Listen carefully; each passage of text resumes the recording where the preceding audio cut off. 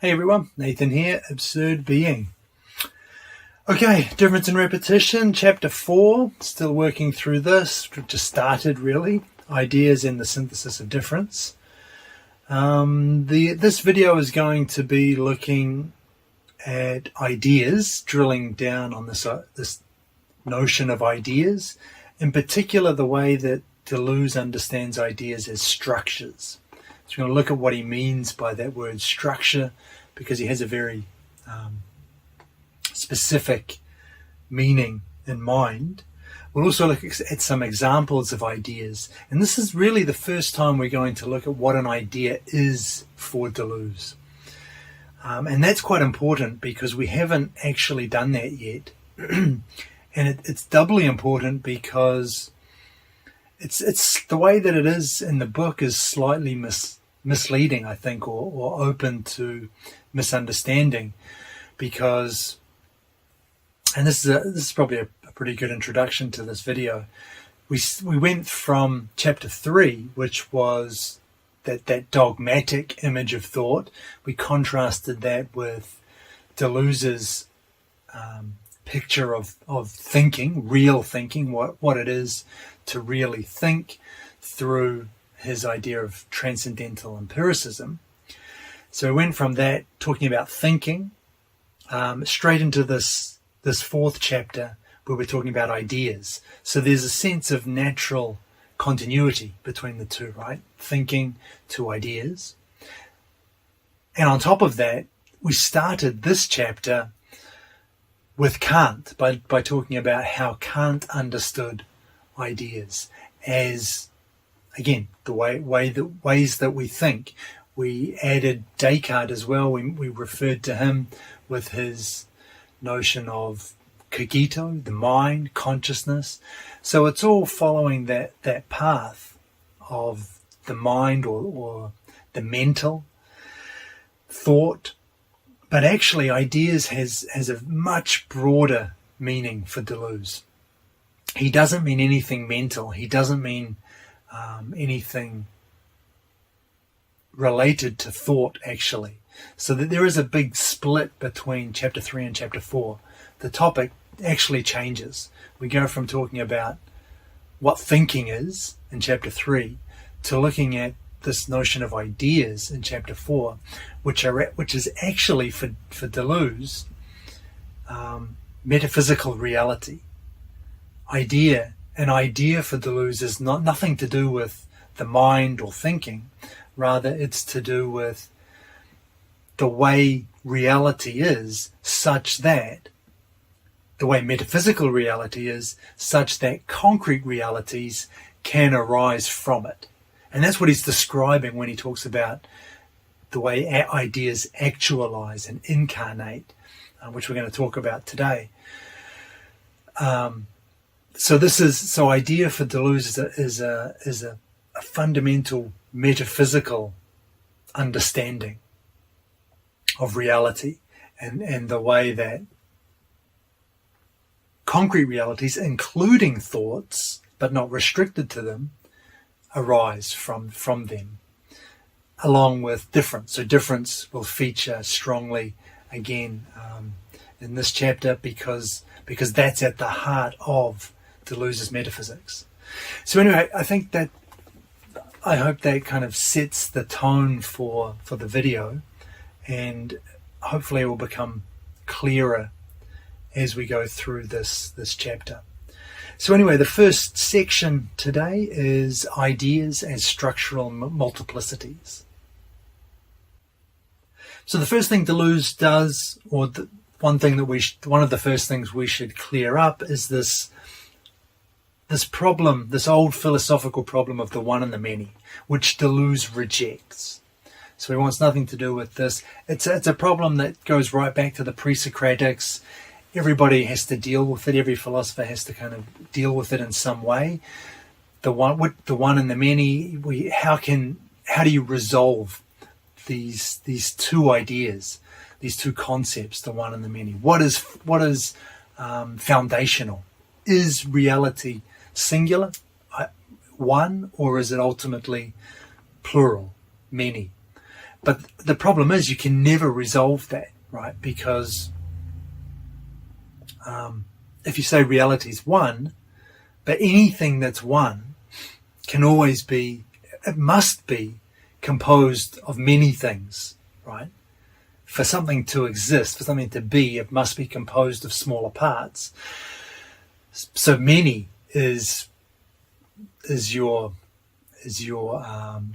what you're reducing everything to. Many is your foundational component, but then the many is made up of individuals, which are one. So we're back to a fundamental layer, which is one. And we can just keep doing that forever. And logically, there is no way out of that. There's no resolution to that within the categories of thought, within the concepts of our understanding. And that's what Deleuze says. That's why he rejects this talk of the one and the many, because these concepts are concepts of the understanding. They're categories of our thought. They're the way that we think. But it's even worse than that, because it's not just that they're the way that we think. They're the only way we can think. They are what thinking is. We cannot help but think in these terms. And that's why this is such a vexing problem, the one or the many, the one and the many, because there is no resolution to it. You cannot, it just doesn't make sense when you try and understand what is fundamental, what is the metaphysical bedrock here. Is it one or is it many? There's no end to this, because whichever one you go for, whichever one you settle on, it naturally includes the other. So it's an endless cycle, which we cannot avoid thinking like this. And this is why Deleuze rejects it, because the concepts of the understanding, the categories of our thought, are insufficient for understanding metaphysical reality. So the one and the many, it's a problem only if you try to grasp metaphysical reality in terms of concepts of the understanding. So this is what we're trying to bypass. We're trying to get around that. You can never do it directly, okay? Because, like I said, that's the way we think. There is no other thinking except thinking in terms of these categories of the understanding. There's no other option here. So what we have to do is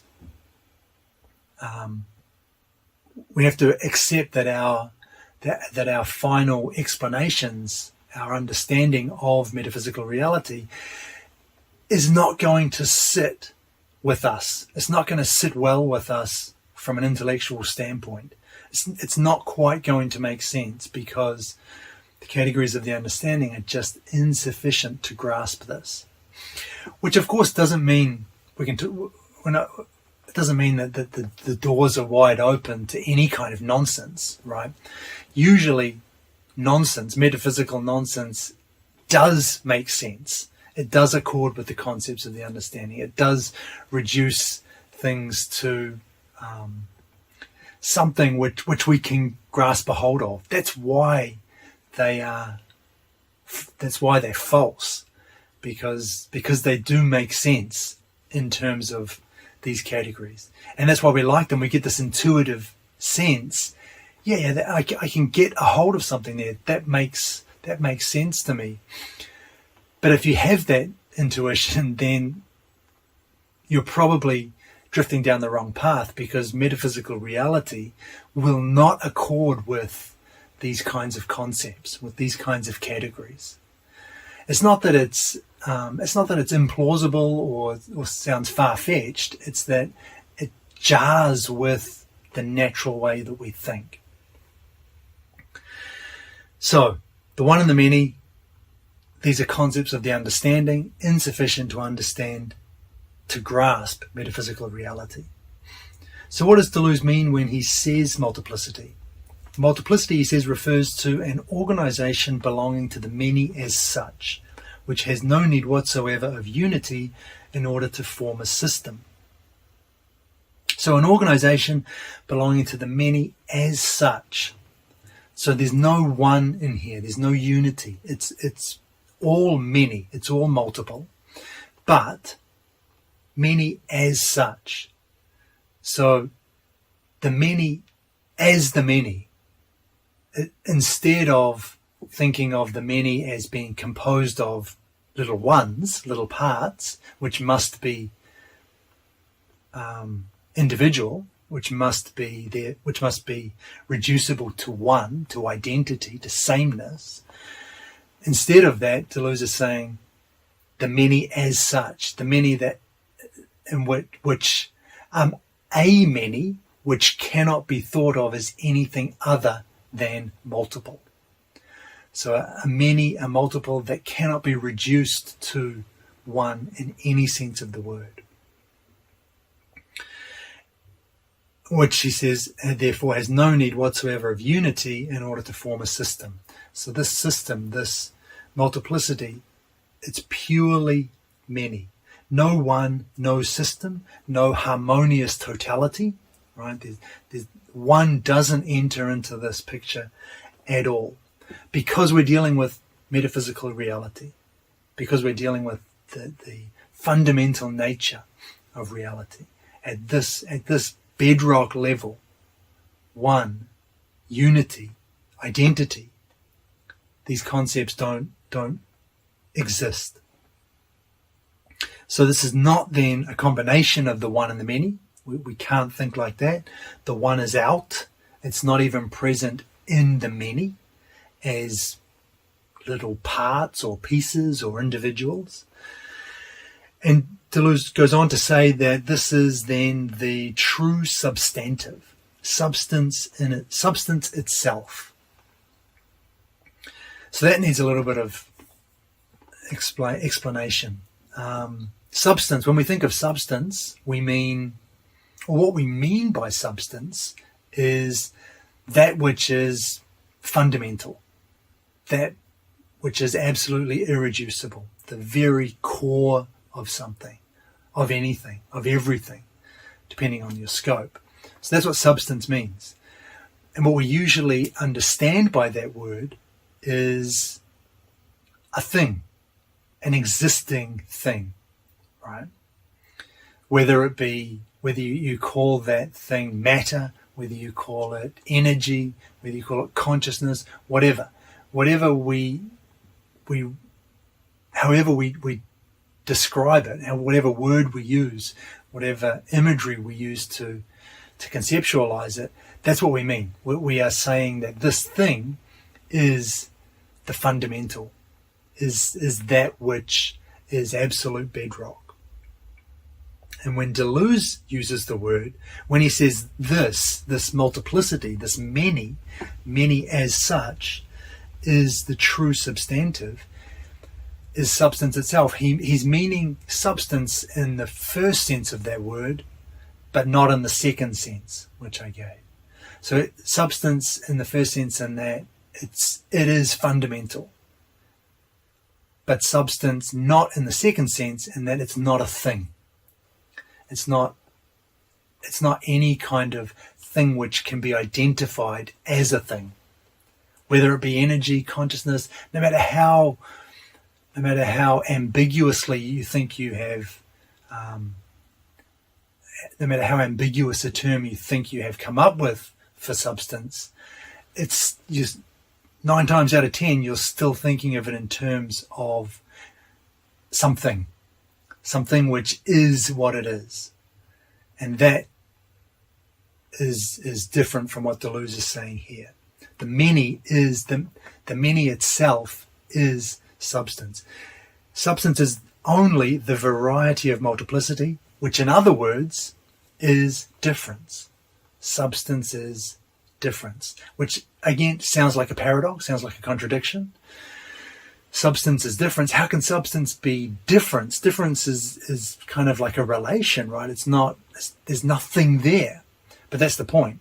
Substance as Deleuze means it, is he means it by the what that word means rather than what we generally identify with that meaning.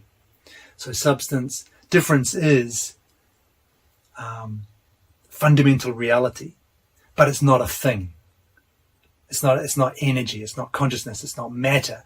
Nothing identifies with it because it's pure difference in itself. So basically, to just make that contradiction explicit, he's saying the only substance is insubstantial multiplicity, difference. And to the extent that that still sounds like a contradiction, you haven't fully grasped what Deleuze means when he says substance. So that's what a multiplicity is anyway. Pure multiplicity, difference in itself. No unity, no identity, no sameness. Now he goes on to give us another threefold structure of ideas. So again, we're talking about the structure of ideas. He has a threefold division. And you would think this would map on to the three aspects of ideas that we talked about in the last video. It kind of does, but not really, not quite. It does map onto it. It fits into that schema, but only partially. So that schema from the last video is the three aspects: undetermined, determinable, and the determined. And this threefold structure we're going to look at now really only covers the first two, the undetermined and the determinable. But as I explained it, I think that will become clearer. So he says this threefold structure, he talks with regards to this, he says an idea is an n-dimensional, continuous, defined multiplicity. So the three aspects are there: dimensional, in which he says the variables or the coordinates upon which a phenomenon depends. So this is like the virtual multiplicity. Nothing is actually, there's no thing there. Nothing, these elements don't actually exist yet. All we have are variables, coordinates, this ambiguous, undetermined situation. And this does correlate to the undetermined from the last video. Then the second of this threefold structure, the second element, is continuity. And this is the set of relations between changes in these variables. So the variables, those coordinates, they're not fixed, they're not static. There is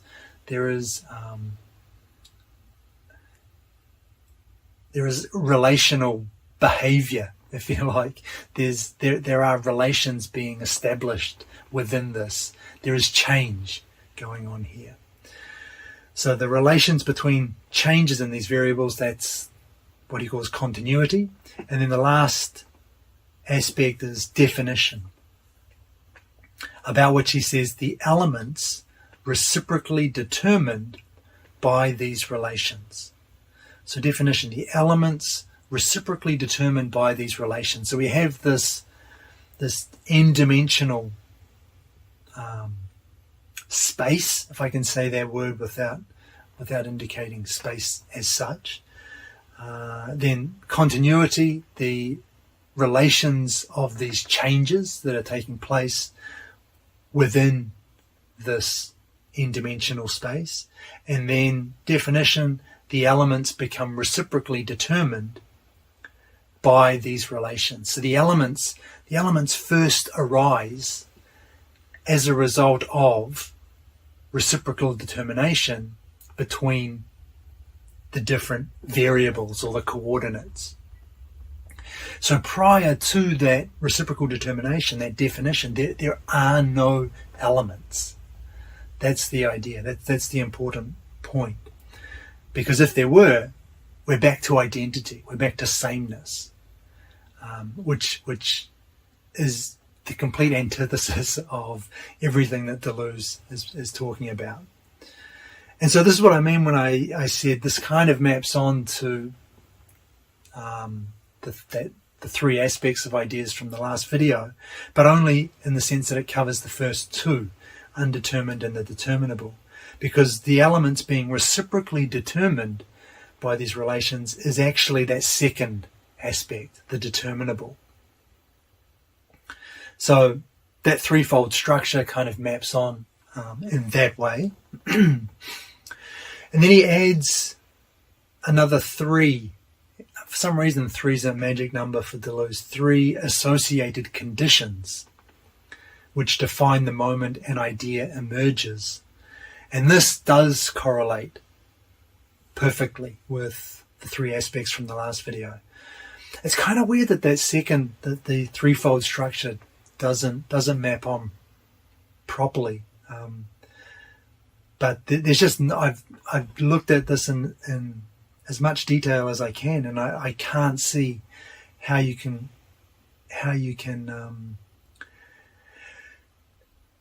it could, with the words that he uses, how it could possibly match. Anyway, we'll leave that as it is. 3 associated conditions defining the moment an idea emerges. The first is the potential or the virtual. So here the elements the potential, the virtual, this is the undetermined, right? So here the elements of the multiplicity literally do not exist. They do not exist as elements. What you have in this multiplicity is the many as such, right? It's pure multiplicity. No trace of unity, oneness, identity. It's the elements themselves don't actually exist. They exist merely as virtual, as potential. And that's really important. So that's the first of these conditions. The second is reciprocal determination. Again, these are the same words we've used again and again all through the last video. The elements become determined only in reciprocal relationships. Again, no prior identity. They weren't elements prior to this reciprocal relationship. It's the reciprocal relationship that brings them forth as elements. Prior to that, they existed merely as virtual. And finally, the last condition, actualization and incarnation. So the multiple ideal connection, that multiplicity, the differential relation, the multiple ideal connection, the differential relation that we just talked about, this is actualized in diverse spatiotemporal relationships as its elements are incarnated in a variety of terms and forms. And I really like that description, because it just seems to capture a lot in a very short sentence. So the idea, there's nothing within it, it's completely undetermined, but then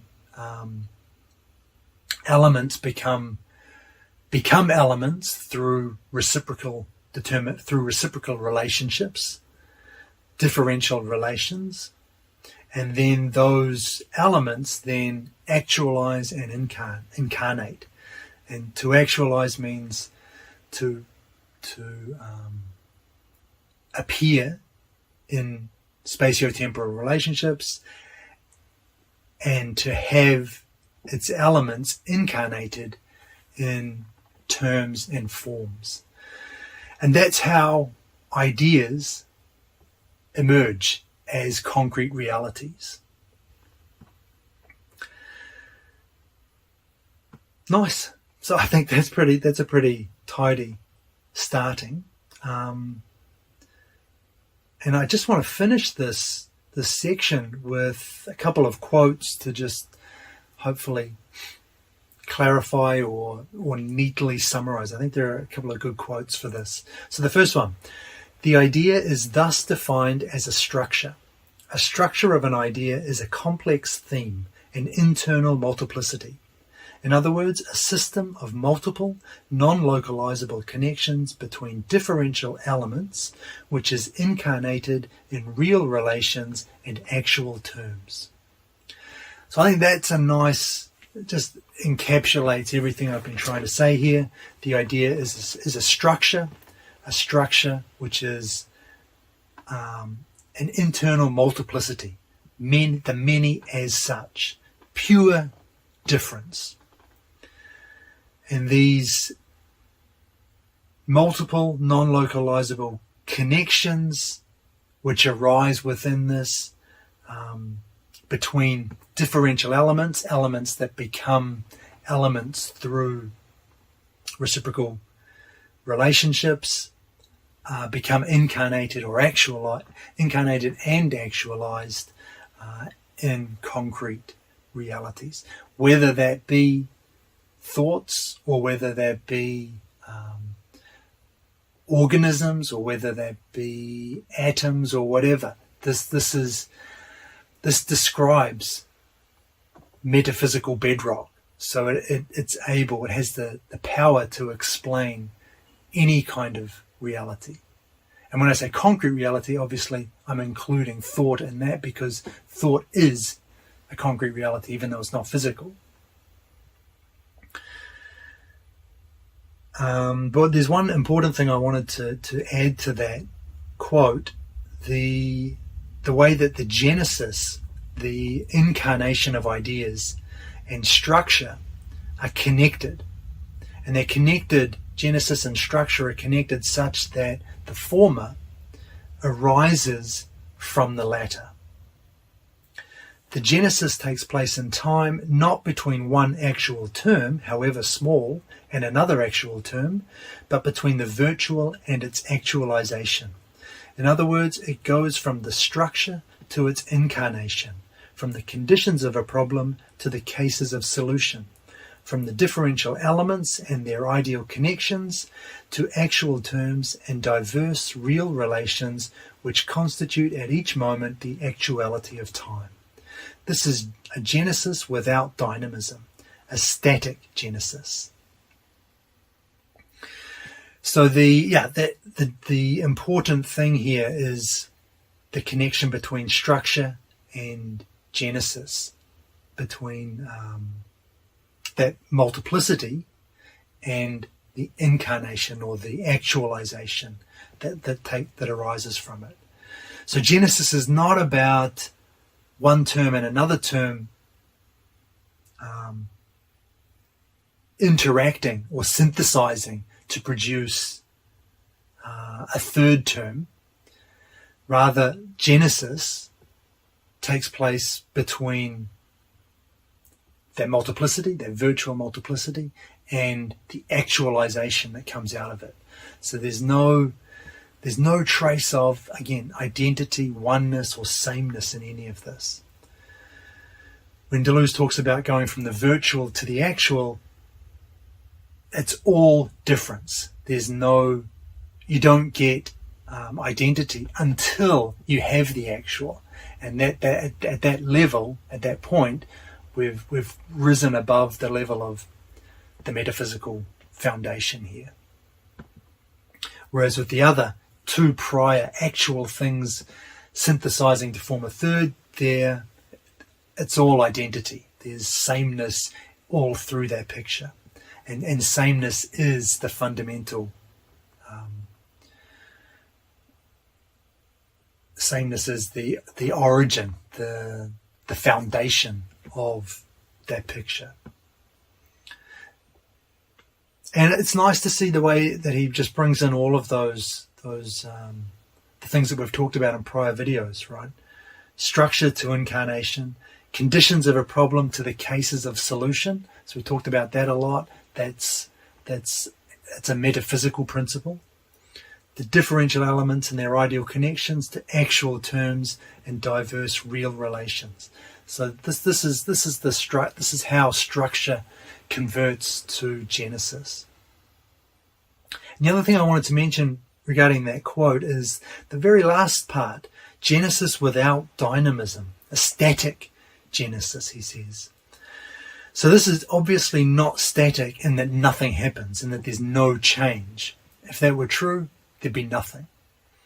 But what I think Deleuze is getting at with that is that time itself arises in the genesis, in the actualization of ideas.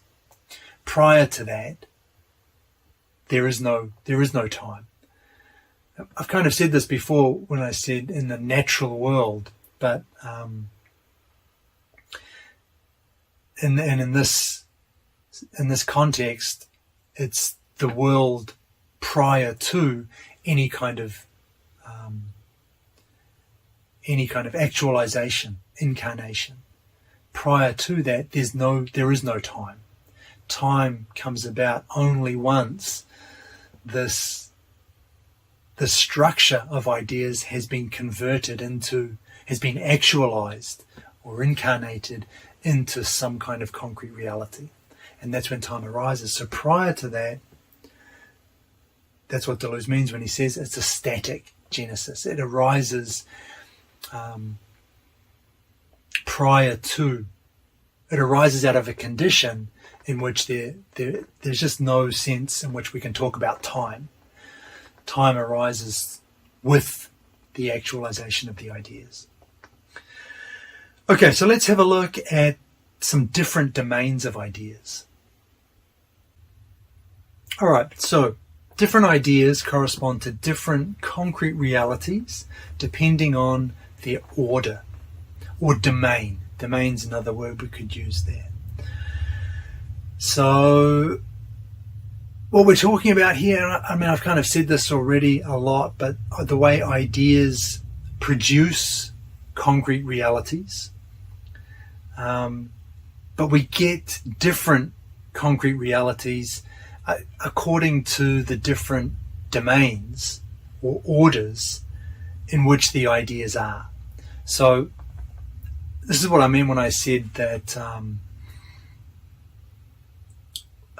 ideas are metaphysical for Deleuze. So we're describing we're not restricting ourselves to the mind and to thought, although that is one concrete reality which emerges from ideas, but that emerges from a different order from, say, an organism, which would arise, which is an idea actualizing, a concrete reality actualizing within the order of biology, for instance. So ideas have this, it's a metaphysical understanding of the word idea. There's one other important thing that I want to mention here. I was going to go into a big explanation of metaphysics, but I think I've done that before, so I won't do that again.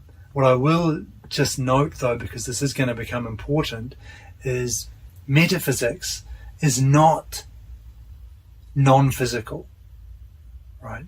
If you think of that, if you think of metaphysics, which is beyond the physical, right, literally, but if you think of that as meaning non-physical, then you're going to end up creating another realm, which your metaphysics will hold is more real than the physical one, so that the physical emerges from this more foundational non-physical realm. That's just not the right way to think about it. As soon as you start thinking in terms of physical and non-physical, it's an inescapably dualist approach, and you'll never get out of it. And any attempt to put those two realms together again so that you only have one realm is going to turn out to be impossible. That's the thing. Metaphysics is going beyond physics, going beyond the physical, not to some non-physical fictional story, but to a broader framework in which the physical makes sense and the non-physical. So there is no division between the physical and the non-physical if your metaphysics is on point. Metaphysics has to be broad enough to encompass both, so that one is not just some kind, it's not an illusion, it's not any kind of supplementary addition to what's really real, if you like. Metaphysics, it explains both the physical and the non-physical, and like I say here, like Deleuze says, it explains them as concrete realities which arise from this deeper metaphysical truth, which is what Deleuze means when he says ideas. So there are a couple of things that are important about that, though, without rehashing metaphysics. The first is that Deleuze's metaphysics is tethered to concrete reality. So he's not launching off into a fictional realm of energy which clumps together under certain conditions and blah blah blah, or consciousness, which is always ambiguously defined, but an ocean of consciousness which gathers in vortexes, and these kinds of stories are so divorced from concrete reality that you can say whatever you like. You can explain anything through this kind of a paradigm, right? But Deleuze, however, is remaining fixed, tethered. He tethers himself to concrete realities. So the explanation given for an organism, for example, or thought, they arise from a very simple framework, this framework of difference, this framework of an idea as a structural multiplicity. It doesn't involve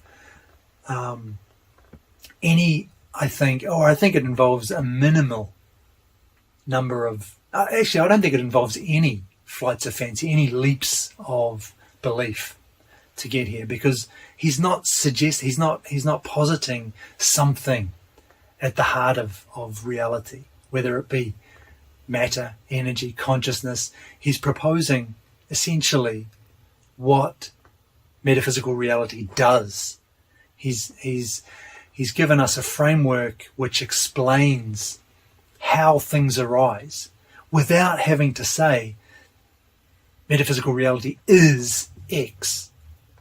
Because as soon as you do that, obviously, in order for that sentence to make sense, you must be following those furrows of the categories, the concepts of the understanding, right?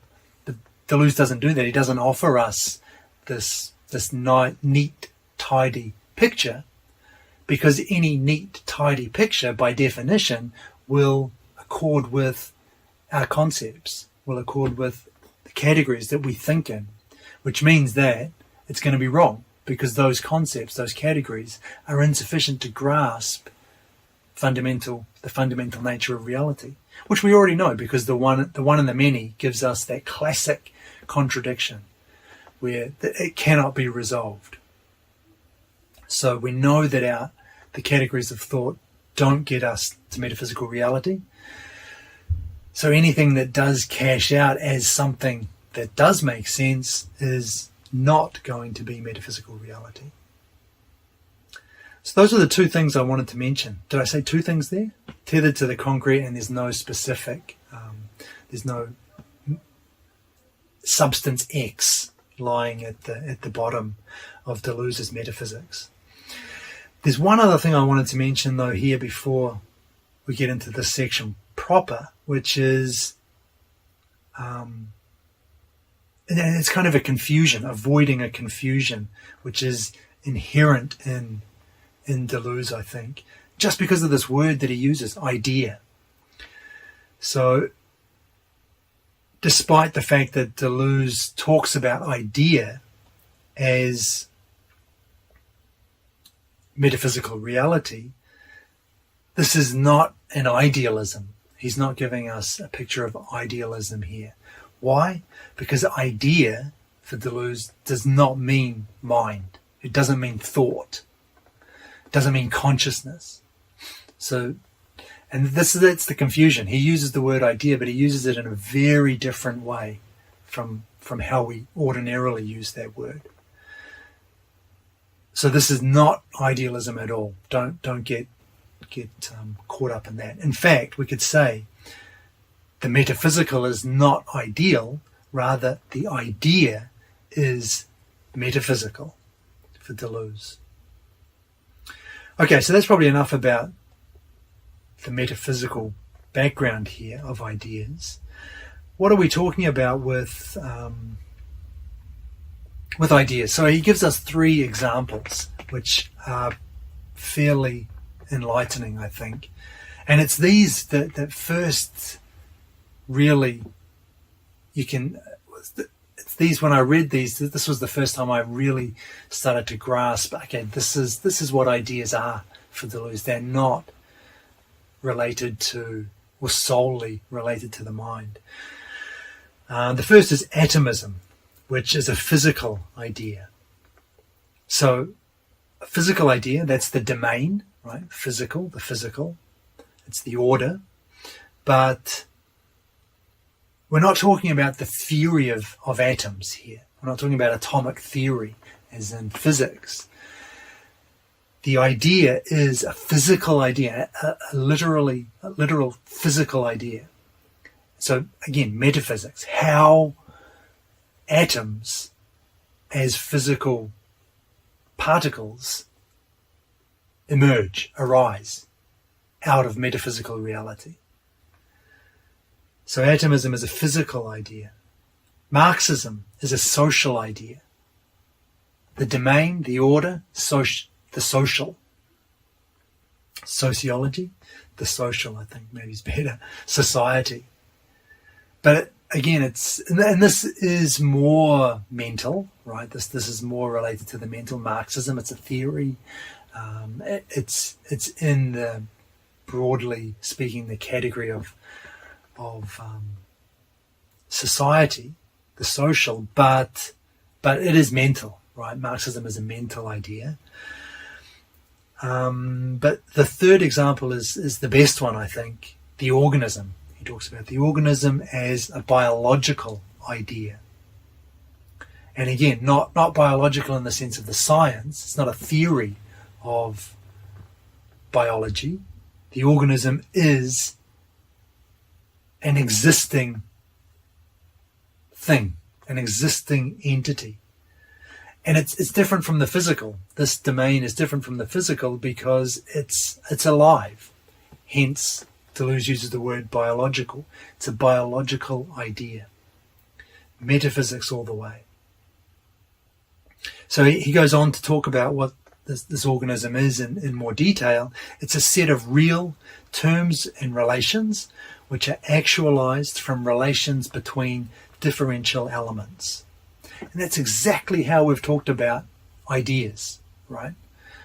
He's just putting it in context that an organism is that. It is exactly what we've talked about.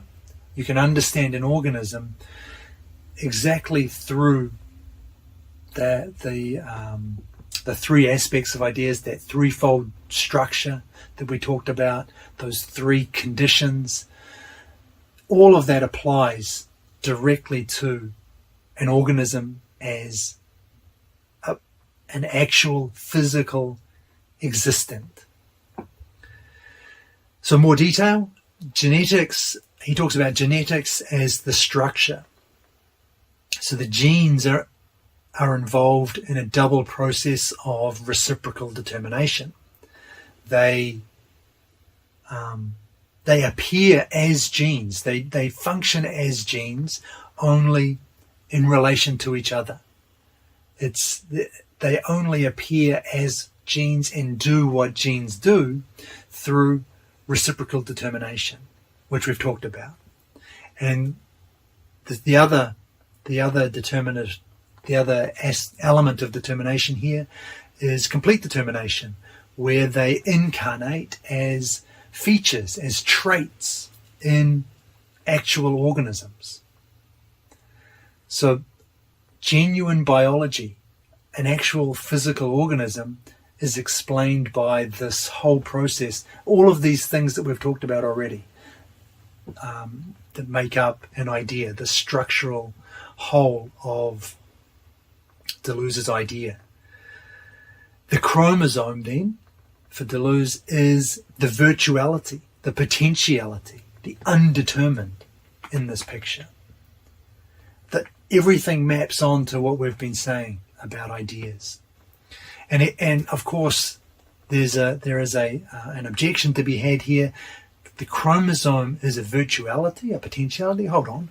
The chromosome is physical. It's a physical thing. We can see it. It exists as something, a really existing thing. How can you talk about it as a virtuality?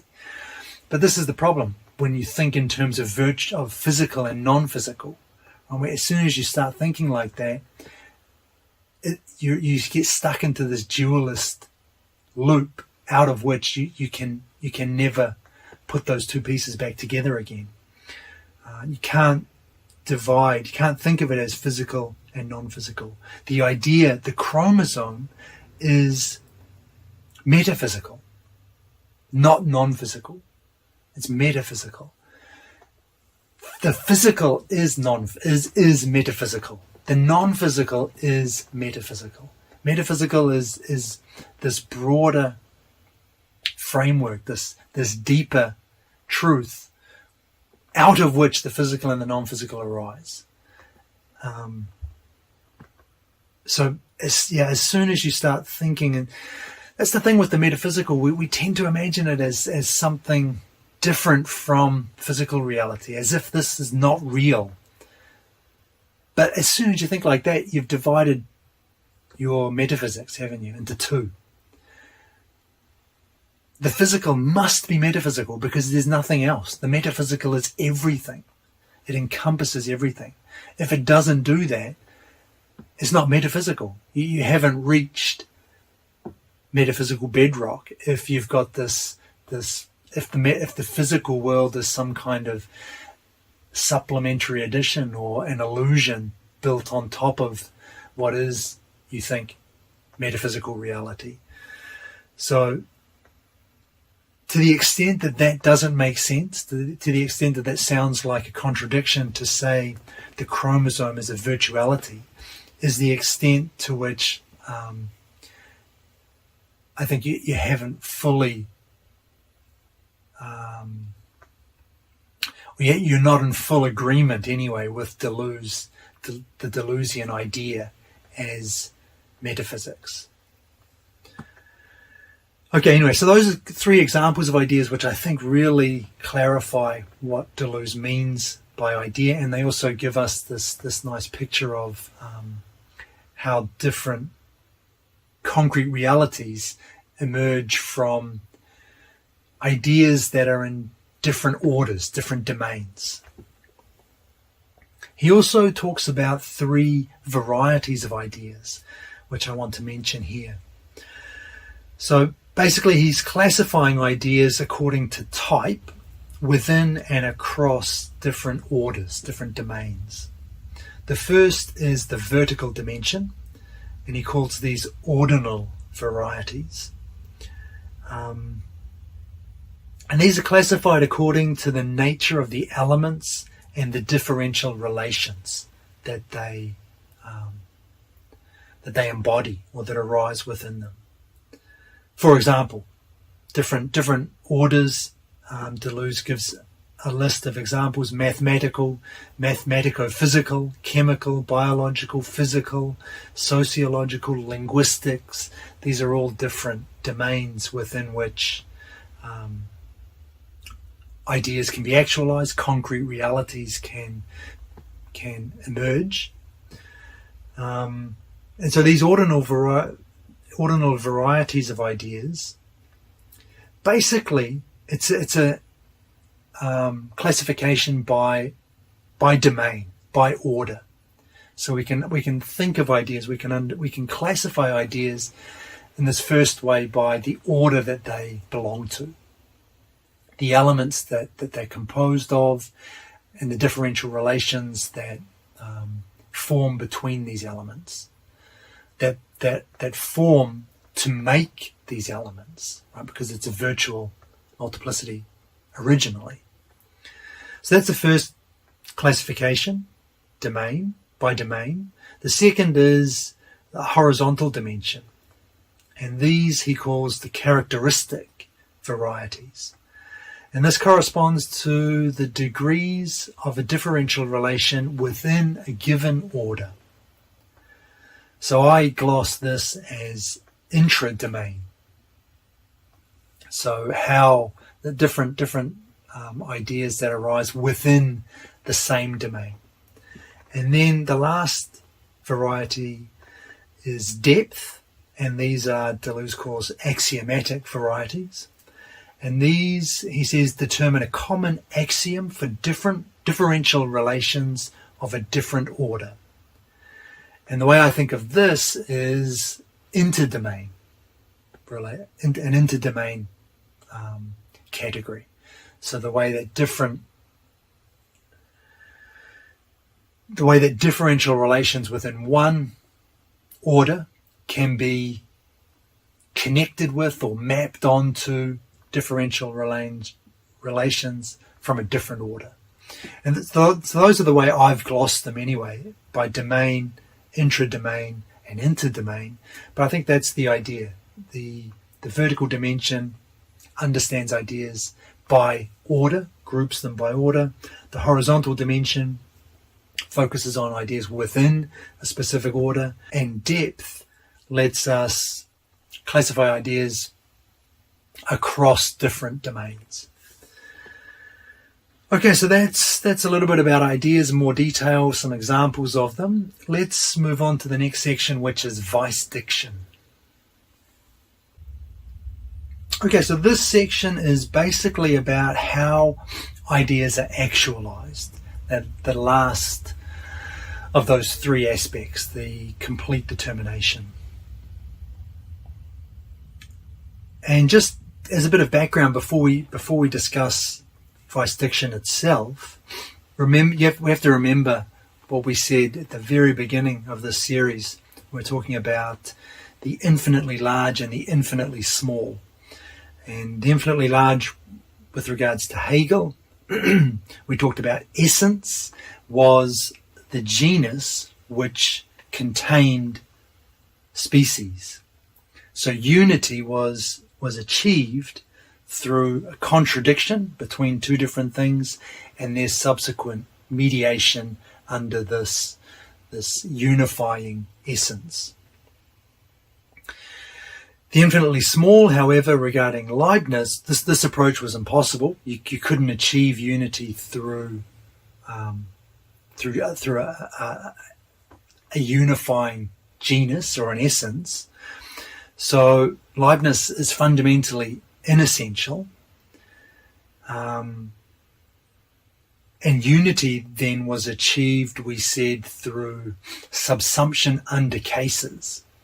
So you could still achieve unity by, in a sense, the grouping of these fundamentally inessential components. But because this way of achieving unity is the opposite of how Hegel achieved unity, Deleuze invents the word VICE-DICTION as opposed to contradiction in order to explain how Leibniz went about achieving unity through the inessential. So that's what VICE-DICTION is. And since ideas in Deleuze are not essences, right? They're not reducible to identity, to sameness. Rather, they are fundamentally multiplicities, the many as such. Since that's the case, they are then inessential, which means that the procedure appropriate for describing these multiplicities will be that of Leibniz, which is VICE-DICTION. However, it's ultimately different from Leibniz in the sense that Deleuze is less concerned about unity, achieving any kind of unity here. That takes place at a much higher level, at this metaphysical bedrock. There's no unity. but the procedure that we can appropriate from Leibniz to understand this is his one of VICE-DICTION. So there are two procedures of VICE-DICTION involved in ideas, Deleuze says. So what we're looking for here, what we're trying to outline with this notion of VICE-DICTION is determining the conditions of the problem, the object of the idea, and the genesis of solutions. And remember that problem and solution is not restricted to the standard way we understand those terms. Like you have an actual problem that you're trying to solve. It could just be more like learning to swim. It could be any kind of situation in which a concrete reality emerges. Right? So it could be evolution, the evolution of a particular organism. It could be the emergence of a physical particle. Anything that falls under this broader umbrella of ideas as metaphysics, as metaphysical, as a metaphysical reality. That's what we're talking about. So the first procedure here is the specification of adjunct fields.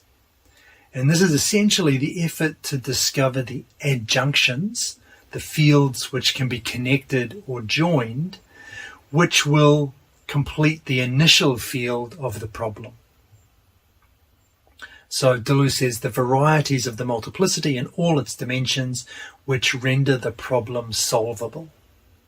So this is kind of like casting around to understand the situation fully in order to generate in order to bring about the reciprocal relations which will allow a solution to emerge.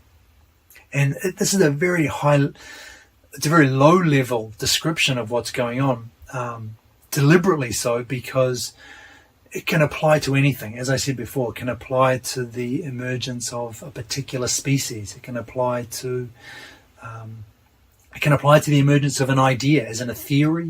It can apply to, anything. That's what we're talking about, the emergence of any kind of concrete reality. So specification, where we're looking for adjunct fields, any kind of, we're looking to broaden our the field in which the most appropriate solution can come forward. So this is a very gradual, progressive procedure. It's the gradual and progressive half, if you like, of the two VICE-DICTION procedures. The second one is the condensation of singularities. And this is basically a bringing together of certain elements in the multiplicity, which makes the solution explode like something abrupt, something brutal, something revolutionary, and causes the idea to explode into the actual. So this is, as I've said already twice, explosive, as opposed to the gradual and progressive specification of adjunct fields. This one has that feel of kind of an immediate collapse, if you like, or immediate connections being made, from which the solution bursts forth. And very typical of Deleuze to describe this as revolutionary. So you can imagine what he's thinking of with this kind of thing. Again, any kind of realm, though, any domain, doesn't have to be restricted to politics or society, but obviously has an obvious overtones in that direction. But anything that kind of hits you or comes about with that kind of explosiveness, could be an insight, a sudden insight into what you're looking for. to complete a theory or something, or an idea that would qualify as a condensation of a singularity. And that's the second procedure of VICE-DICTIONs. So I think of the former, the adjunct half, as regular, where the elements kind of continue a function. They continue in the same trend. You're looking for other fields which can contribute to the problem, to finding the solution to this problem in some way. And when I say you're looking, obviously I don't mean as in you are specifically, consciously, actively looking. I mean, this is what's happening in the idea as these differential relations are forming, these changes within the variables that make up that potentiality of the undetermined idea. So this is what's going on with this half of the of VICE-DICTION. And the second half, singularities, I think of these as points in the idea where the function changes. So in a more mathematical sense of that word, like a discontinuity in the trend where suddenly,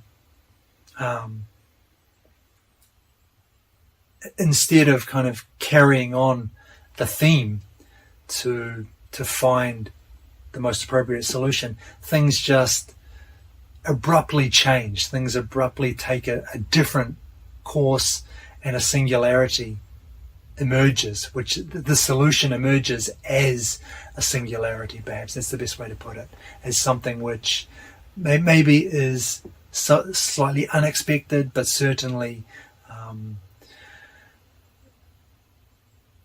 explosive. I just can't think of a better word to describe that than the word that Deleuze already uses.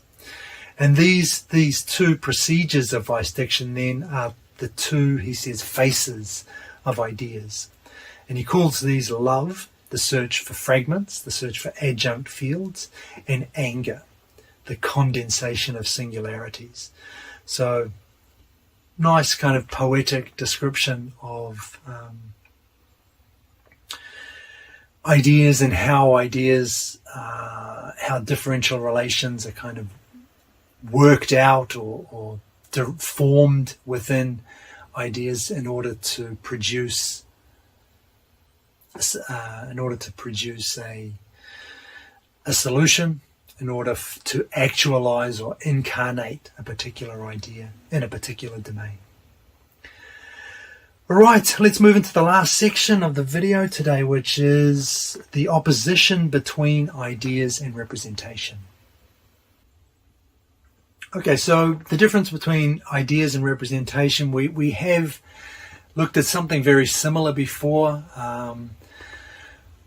I think we talked about it in terms of difference, though, perhaps, rather than ideas. So this is just connecting, bringing in the metaphysical notion of ideas and just contrasting it with representation to see how they differ. Representation first. Concepts are possibilities. The subject determines the object as conforming to a concept, and that then becomes the essence of the object. So identity is kind of all throughout this picture, right? Representation results in knowledge, so a fixed body of facts, which are realized by the recollection of an object and the recognition by the subject. So again, that dualist kind of picture, very locked in this idea of a mind, a consciousness, a cogito, apprehending something separate from it. And representation and knowledge are both modeled on propositions of consciousness, the cogito, which is what I just said, right? So those are kind of the three things that Deleuze mentions here. Concepts are possibilities. They result representation results in knowledge, and it's all modeled on propositions of consciousness. The idea, on the other hand, so this idea of Deleuze's is a virtual multiplicity. That's the structure that we've talked about. It's a virtual multiplicity, the key word being virtual here, because this means it has nothing to do with possibility. We don't have pre-existing things which can possibly become something or become something different. That was the importance of this word virtual. There's no identity in the subject or the object, and there's no essence. So this is just we're understanding ideas in complete contradistinction to the way we understand representation. The idea results in learning as opposed to knowledge, which is what representation gives us. And I have a quote here which I'll give you. The idea is the element of an infinite learning, which is of a different nature to knowledge. For learning evolves entirely in the comprehension of problems as such, in the apprehension and condensation of singularities, and in the composition of ideal events and bodies.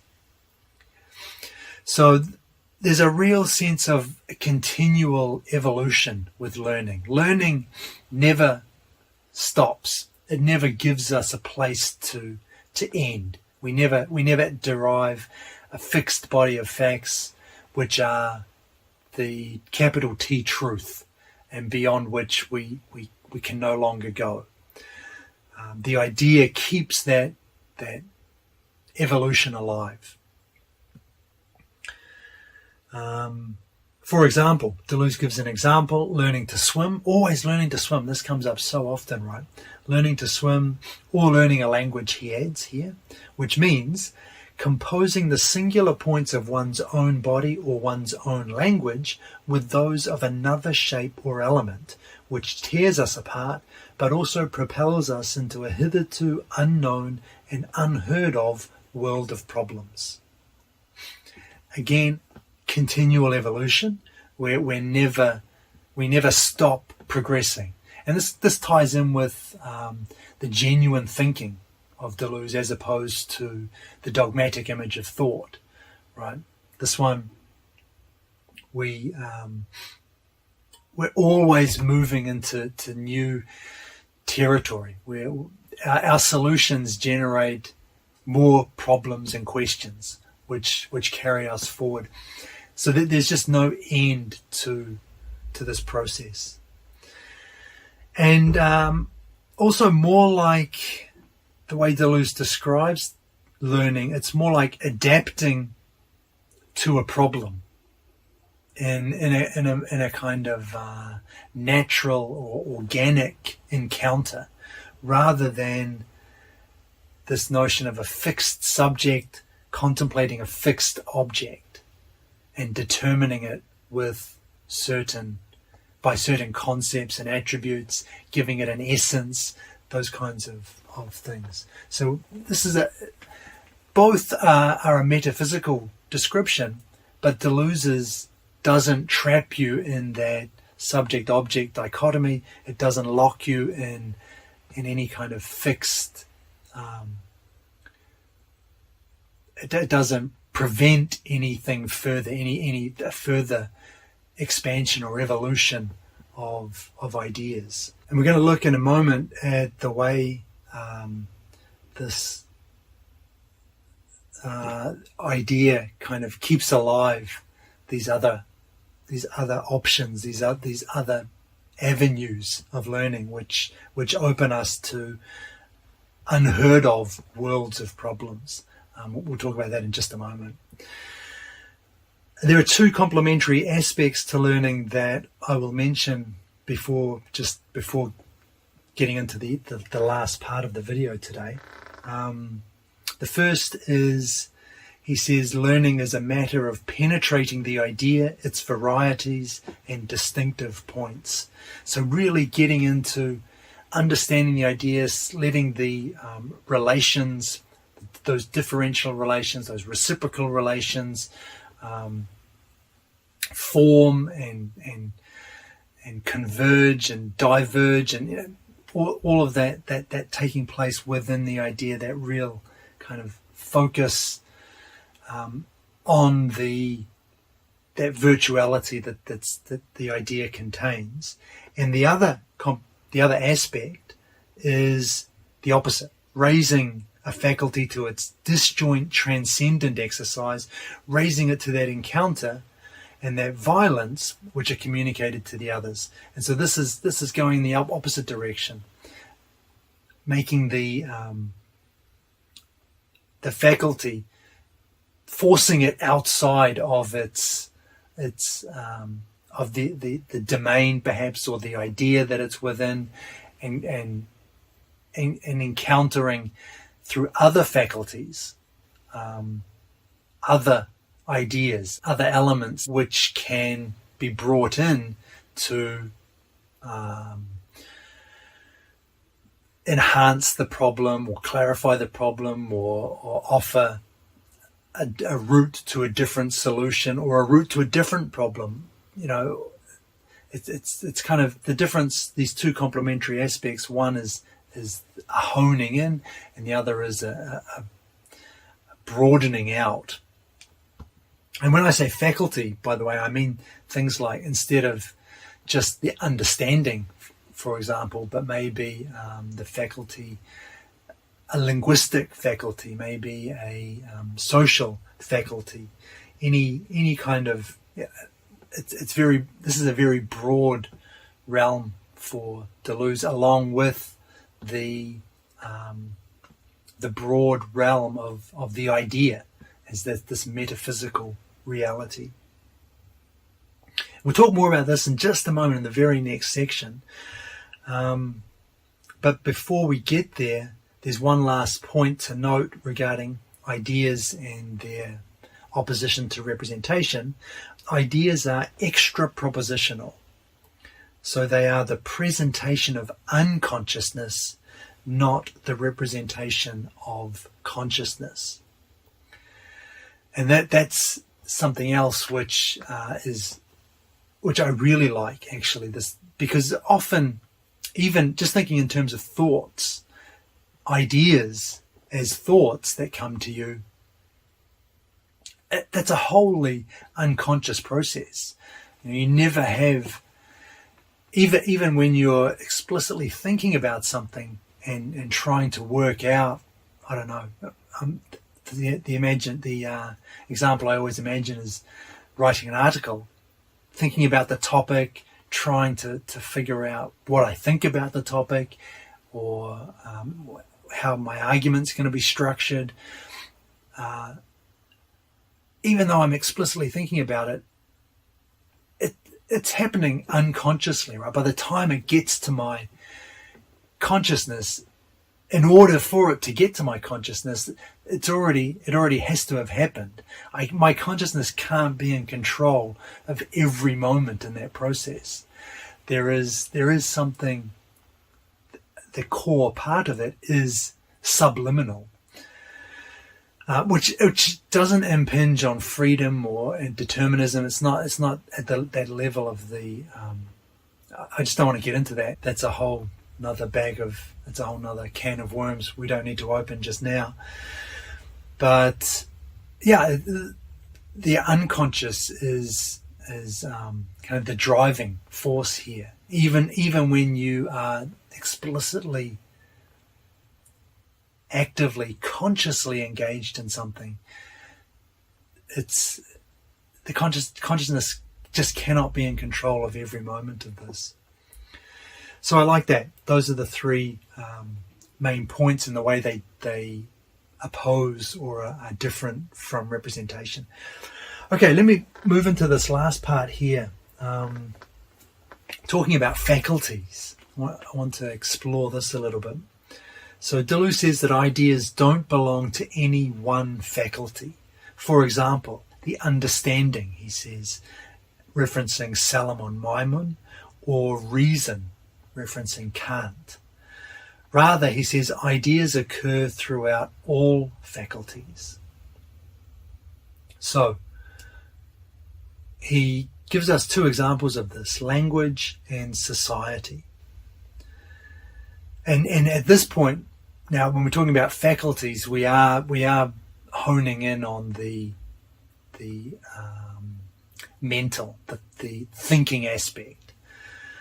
But Deleuze doesn't want to restrict us, or wants to again expand the way that we think of this. We think of ideas arising from one faculty, the understanding or reason, but he's going to expand this.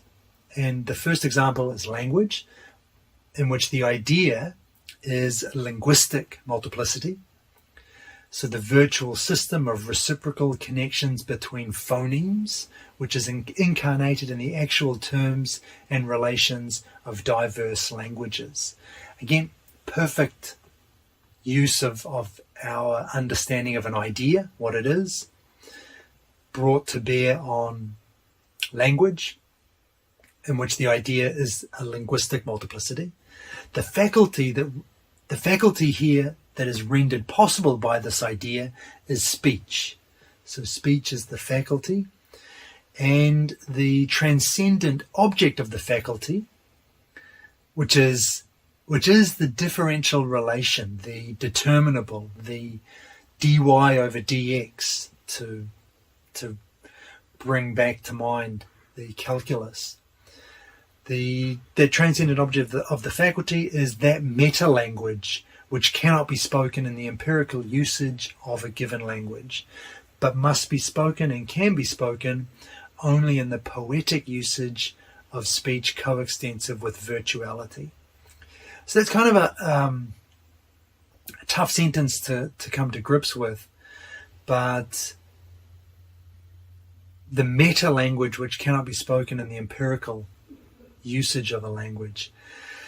The way I understand this is he's talking about that which allows for new actualizations to be brought forth, which opens the door to that hitherto unknown and unheard of world of problems within language, taking a language in a sense beyond itself. And this is what I meant when I said earlier, those two complementary aspects of learning. One was raising a faculty to its disjoint transcendent exercise. This is what I meant. Using a language, operating within a language, but in such a way that you're accessing that virtuality that is the linguistic multiplicity, and forcing the language to go beyond where it currently is, beyond the terms and the forms that currently are in usage. And you see this in the way that language evolves, right? Language changes over time. And in every point, it's always, this happens through what Deleuze is talking about, his ideas. The idea of linguistic multiplicity gives us a way to understand how it is that languages continually change. They're not fixed, static entities. They're continually evolving because it is fundamentally a virtual multiplicity. It's defined at its core by difference, and those differences can recombine, and the elements, differential relations can form between different elements, bringing about different elements, which opens the blah blah blah to new and unheard of worlds and ways of speaking and types of language. And he says poetry is one way of opening those doors, because it's not restricted by the forms, the terms that this linguistic multiplicity is currently actualized as. The other example is society. So we can go through the same process. What's the idea? The idea is a social multiplicity.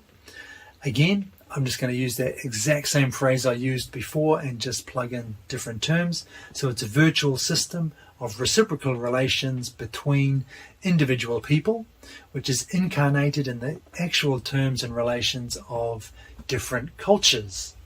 Exactly the same idea as with the linguistic multiplicity, language, and it's exactly the same because it's an idea. The idea is the metaphysical grounding here.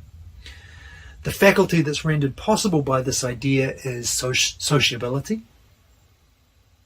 So another faculty, right? Not reason, not understanding, but sociability. And the transcendent object of this faculty is that which cannot be lived within actual societies in which the multiplicity is incarnated, but must be and can be lived only in the element of social upheaval. In other words, freedom, which is always hidden among the remains of an old order and the first fruits of a new. Exactly the same as we saw with language, right? The transcendent object is that which cannot appear within societies as they are here and now, but which must come about through some kind of transcendent exercise in which we move beyond, we take society beyond what it currently is into new forms and new kinds, and that happens only in social upheaval, revolution. That's Deleuze here, right? But it's the same idea, impetus for the new, moving into these new territories, continually progressing, continually learning. You could object, there's an objection possible here, I think. You might say, aren't these faculties that we're talking about, aren't they ultimately reducible to understanding or reason? Because don't we need to have the understanding first in order to have speech, in order to have sociability? These are all built on understanding or reason. But essentially, to make that objection is to use those terms, understanding or reason, in too broad a way. Speech and sociability, these are very different faculties from the faculty of understanding or reason. To take it any other way is basically to think of understanding as, or to think of reason as a conscious organism, basically, which is like I say, too broad a way to think about these faculties. It's overinflating the role that these faculties play in a human being. So one last important point before we wrap up is just to talk about common sense again. Deleuze says that there is no common sense between or linking the faculties. Instead, the discord between the faculties nevertheless implies a harmony such that each transmits its violence to the other by powder fuse, but precisely a discordant harmony, which excludes the forms of identity, convergence, and collaboration which define a common sense. This harmonious discord seemed to us to correspond to that difference which by itself articulates or draws together.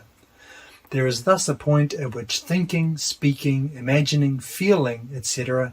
are one and the same thing, but that thing affirms only the divergence of the faculties in their transcendent exercise.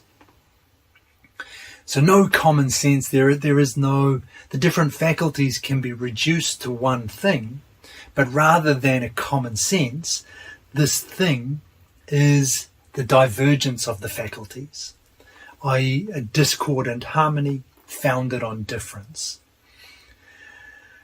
An exact parallel with what we said earlier about substance. The substance being difference, substance being multiplicity. substance was multiplicity, in the same way here that the common thing that faculties can be reduced to is divergence. Back to that core fundamental premise at the heart of Deleuze's philosophy. And to contrast this discordant harmony with common sense, Deleuze calls it parasense. And the allusion here is to the way that paradox is the opposite of good sense. Nice. So I think that's pretty much where I'm going to wrap up. Let's have a look at a summary. So first up, we looked at ideas as structural multiplicities, a system of multiple non-localizable connections between differential elements incarnated in real relations and actual terms. What was important about this is that there is no unity in the system. It's not a combination of one and the many. There is no sense in which one or identity or sameness feature in this multiplicity. Another important aspect of this was the virtuality of the elements. So the elements of this multiplicity literally do not exist as elements prior to the differential relations, the reciprocal relations which bring them about. So again, no identity, no oneness, no unity anywhere in this picture. Then we looked at the different domains of ideas, and we saw here the idea is the way that different ideas correspond to different concrete realities depending on their domain or their order. And there were three varieties of ideas. There was the ordinal, the characteristic, and the axiomatic. The first, ordinal, I glossed as by order, so a classificatory scheme which grasps ideas according to order, the order that they belong to. The second, the characteristic classification, was intra-order, so within an order itself, dividing ideas or classifying ideas based on the differences within the elements that make up those ideas within the same order. And the last one, axiomatic, this was inter-domain, inter-order. So looking at how ideas and the differential relations that bring about those elements can be connected across different domains. Then we looked at VICE-DICTION. So this was the focus on the inessential, the way that the idea is characterized by a fundamental inessentiality as opposed to the essence of Hegel and the genus and the synthesis and what we talked about there. And basically this is to do with the way that elements, differential relations form, and the way that ideas actualize from this. So there were two procedures or faces to ideas. The first was the specification of adjunct fields, which Deleuze called love.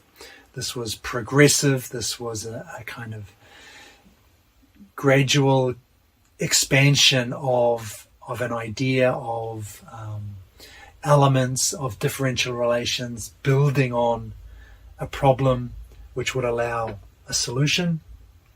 And the other procedure, the other face, was the condensation of singularities, which Deleuze called anger. And this was characterized by an explosive change, an explosive shift in the idea. So a complete change of direction. But the way those two procedures worked to actualize ideas. Then in the final section, we looked at ideas versus representation. Representation, we said, was defined by possibility, identity or essence, knowledge, and consciousness. The idea, on the other hand, is defined by virtuality, difference, learning, and the unconscious. And in the very last part, we looked at the way that ideas occur throughout all the faculties. They're not restricted to just the understanding, for example, or reason, but they include other faculties, the two that we looked at, speech and sociability. And we saw also that these are not linked. These different faculties are not linked by a common sense. We called this discordant harmony. Rather than being connected by common sense, they do reduce to one thing, or they can be understood as one thing, but this one thing is divergence, back to difference, back to that core idea in Deleuze's philosophy. Okay, so that is us for today. This was a tough one to get through. It took me ages to make this video. Anyway, I hope it helped. Thanks for watching, and I'll catch you in the next one.